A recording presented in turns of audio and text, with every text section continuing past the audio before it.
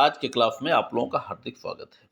आज हम लोग पढ़ेंगे फमर तंत्र के बारे में। चैप्टर वही लिटिल हार्ट के लेट फमर लिटिल हार्ट का फमर तंत्र संबंधी विचार। ठीक है, चलिए मित्रों, लाइक और सब्सक्राइब जरूर कर दिया कीजिए। चलिए, फमर तंत्र में लिटिल हार्ट ने क्या कहा है, उनका इस पे विचार क्या है। देखिए, लक्ष्य का निर्धारण उपलब्ध साधनों के अनुरूप होना चाहिए। यानी जितनी अपनी क्षमता है उसी के अनुरूप हमको लक्ष्य को निर्धारित करना है। ऐसा ना हो कि हमारी क्षमता कम है और हम आसमान पे उड़ने की संज्ञा दे रहे हैं अपने आप को। यानी जितनी क्षमता हो उसी क्षमता के अनुसार, उसी कहते हैं ना, जितनी औकात है उसी औकात के अनुसार आप अपने लक्ष्य को निर्धारित करिए। ठीक है, औकात से ज्यादा पाने का प्रयास मत कीजिए। दूसरा नंबर है, लक्ष्य पर सदैव अपना ध्यान केंद्रित रखना चाहिए। भाई बात तो सही है, सफलता के लिए यही चीज़ें है कि आपका ध्यान लक्ष्य पर होना चाहिए, क्योंकि तभी जो है आपका संपूर्ण कार्य लक्ष्य की ओर बढ़ने वाला होगा। ध्यान अगर लक्ष्य पर है तो आप जो है कोई भी कार्य करेंगे, आप अपने मार्ग से कभी भटकेंगे नहीं। ठीक है, क्योंकि आपकी निगाहें कहाँ पे हैं? लक्ष्य पे। क्या प्राप्त करना है आपको? उस बिंदु पर अवश्य आक्रमण करना चाहिए जो शत्रु को आश्चर्य में डाल दे। जब शत्रु आश्चर्यचकित होगा तो आपका लक्ष्य तक पहुंचने का मार्ग थोड़ा सा इजी हो जाएगा। क्योंकि जब शत्रु आश्चर्यचकित होगा तो उसके अंदर कर्तव्य विमूढ़ता की स्थिति आएगी। क्या करें क्या ना करें। जैसे अचानक कोई ऐसी, भाई आश्चर्यचकित कैसे होंगे कि उन स्थानों पर आक्रमण करेंगे जिसकी शत्रु को संभावना नहीं होगी, तभी वो आश्चर्यचकित होगा। जब वो आश्चर्यचकित होगा तो थोड़ी देर उसके जो है सोचने समझने की शक्ति गायब हो जाएगी। उसके अंदर किंकर्तव्य विमूढ़ता की स्थिति आ जाएगी। तो उसके मन में यही आएगा, आप क्या करें क्या ना करें। तो वही है, किंकर्तव्य विमूढ़ता की स्थिति आ जाएगी। जब आश्चर्य में पड़ गया तो वहां पर आपका कार्य, थोड़ी सी आपकी गति बढ़ सकती है, क्योंकि वो सोच नहीं पाएगा कि हम क्या करें। ठीक है, अगला है, मनचाहे बिंदुओं पर आक्रमण के लिए लचीली योजनाओं का निर्माण किया जाने। लचीली योजनाओं का मतलब जहां जरूरत पड़े तुरंत अपनी कार्यवाही में परिवर्तन करने की जो क्षमता होती है, जो योग्यता होती है, वही है लचीली योजना। भाई कोई योग्यता, कोई निर्णय आपने पहले लिया है, परिस्थिति ने आपको थोड़ा सा परिवर्तन कर दिया, तो आप अपनी रणनीतियों में भी थोड़ा सा परिवर्तन कर दीजिए। तो वही है लचीली योजना। ठीक है, अपनी इच्छा अनुसार परिवर्तन करने वाली योजना को ही हम लचीली योजना की संज्ञा दे सकते हैं। ठीक है, अगला है, युद्ध में ऐसा समरतंत्र अपनाना चाहिए जिससे शत्रु सेना किसी विशेष स्थान पर केंद्रित ना हो सके। यानी कभी इकट्ठा ही ना हो सके, और इकट्ठा होकर अगर इकट्ठा नहीं हो पाएगी तो केंद्रित आक्रमण नहीं कर पाएगी। अगर केंद्रित आक्रमण नहीं कर पाएगी तो सफलता के चांसेस बहुत कम होते हैं। ठीक है, चलिए अगला है, शत्रु की मुख्य सेना को हमेशा तितर बितर रखने का प्रयास करना चाहिए। इसके लिए उसकी संचार रेखा एवं आपूर्ति विभाग पर आक्रमण करना चाहिए। भाई हमेशा तितर बितर रखेंगे, इक्का दुक्का इधर उधर रहेंगे, केंद्रित नहीं हो पाएंगे तो उनको हराना आसान होगा। और इसके लिए उसकी संचार रेखा और आपूर्ति विभाग। आपूर्ति विभाग वही है जहां से पूर्ति मिलती है, जहां से सैनिकों के पास जब गोला बारूद खत्म हो जाता है तो वो जो है फोन करते हैं हेडक्वार्टर में, तो वही हेडक्वार्टर जो है संपूर्ण चीजों की आपूर्ति कराता है। ठीक है, तो एक प्रकार से आपूर्ति विभाग हेडक्वार्टर को आप कह सकते हैं। अब बाकी आपूर्ति कहाँ से करेगा? हथियार गोदामों, हथियारों की जरूरत है तो हथियार गोदामों से करेगा। अगर भोजन की जरूरत है तो अन्न गोदामों से करेगा, नहीं भोजन जहां पे बन रहा है वहां से करेगा। तो ऐसी स्थिति में उसकी संचार रेखा और आपूर्ति विभाग के दोनों पे आक्रमण आप कर सकते हैं। यानी अन्न गोदामों पे भी कर सकते हैं, हथियार गोदामों पे कर सकते हैं, और जो हेडक्वार्टर है वहां पर भी आक्रमण करके शत्रु को अपंग बनाया जा सकता है। ठीक है, जब तक शत्रु सेना सतर्क व तत्पर रहे तब तक अपनी संपूर्ण शक्ति से आक्रमण नहीं करना चाहिए।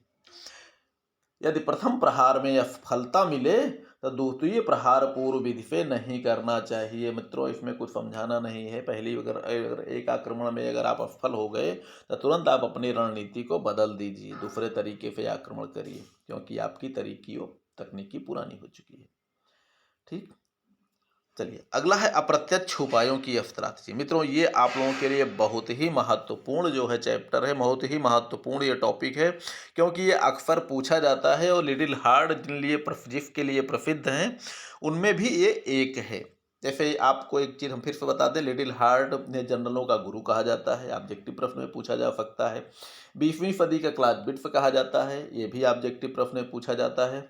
अप्रत्यक्ष उपायों की स्ट्रैटेजी के संस्थापक या जन्मदाता कौन है, ये भी ऑब्जेक्टिव प्रश्न में पूछा जाता है ना। और इसी अप्रत्यक्ष उपाय का मतलब ही होता है जो सामने से ना करके डायरेक्ट उनके अन्य मार्गों पे आक्रमण किया जाए, यानी शत्रु से ना लड़ते हुए सीधे शत्रु के उन क्षेत्रों पे आक्रमण किया जाए जो शत्रु को ताकत प्रदान करते हैं। ठीक है, जब ताकत प्रदान करने वाले क्षेत्रों पे आक्रमण कर दिया जाएगा तो जो है वो खुद ही अपने आप कमजोर हो जाएंगे।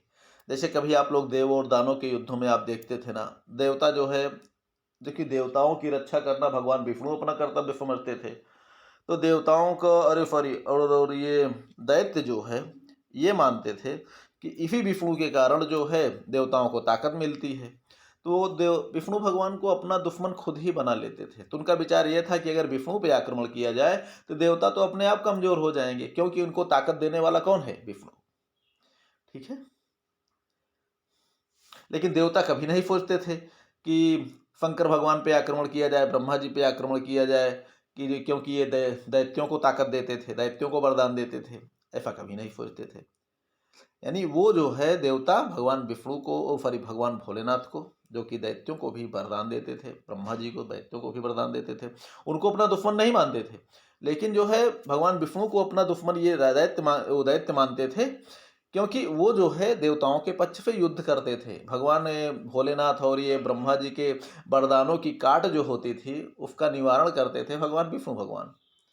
ठीक है, तो इसी तरह मित्रों अप्रत्यक्ष उपायों में वही चीजों पे आक्रमण की जाती है जिसके कारण जो है शत्रु को ताकत मिलती है। तो चलिए थोड़ा सा पढ़ लेते हैं इसके बारे में। अप्रत्यक्ष उपायों का उद्देश्य शत्रु का मानसिक विघटन से संबंधित होता है। मानसिक का मतलब होता है मित्रों मनोबल गिराना। अब आपका मनोबल गिरेगा कब, जब आप कहीं ना कहीं कमजोर होंगे, तभी आपका मनोबल गिरेगा। अतः इसके द्वारा शत्रु के मनोबल एवं प्रतिरोधक शक्ति को क्षीण करने का प्रयत्न किया जाता है। इसके लिए लिटिल हार्ट ने निम्न उपाय बताए हैं। चलिए कौन कौन से उपाय हैं आप देख सकते हैं। वास्तविक संग्राम के पूर्व कुछ ऐसे प्रयत्न किए जाने चाहिए जिससे उसकी बौद्धिक शक्ति नष्ट हो जाए। भाई कुछ ऐसे प्रयास किए जाएं कि उसका मनोबल भी नष्ट हो जाए या युद्ध लड़ने की क्षमता नष्ट हो जाए। ये कैसे संभव है, शत्रु के मनोबल को गिराया जाए, गिराने का प्रयास किया जाए, शत्रु के आश्चर्यचकित करने का प्रयास किया जाए, शत्रु के हेडक्वार्टर को नष्ट कर दिया जाए, शत्रु को कोई आपूर्ति नहीं मिल पाएगी इसके मन में पहले से ही दहशत होगी, शत्रु के हथियार गोदामों को नष्ट कर दिया जाए ताकि इसको पहले से ही ये रहे कि अगर इतने हथियारों के बाद हमको हथियारों की जरूरत पड़ी तो नहीं मिल पाएगा। शत्रु के अन्न गोदामों और जो है ये खड़ी फसलों को नष्ट कर दिया जाए ताकि शत्रु को ये चिंता लगी रहे कि अरे अब हमको भोजन कहाँ से मिलेगा, तो भोजन नहीं मिलेगा। यानी पहले से ही अगर दूसरे स्थल कल की चिंता लगी हुई है तो आप समझ लीजिए आपका आज भी आपका बर्बाद है। ठीक है, कल पे छोड़ दीजिए, आज की चिंता आज ही करिए तो ज्यादा अच्छा है। चलिए, उन स्थानों पर आक्रमण करना जिनकी शत्रु को आफा ना हो, वही चीज है, आफा नहीं होगी वहां आक्रमण होगा तो शत्रु आश्चर्यचकित होगा। अगला है वास्तविक युद्ध के पहले मुख्यालय पर हमला करके रणनीति को विफल करना चाहिए।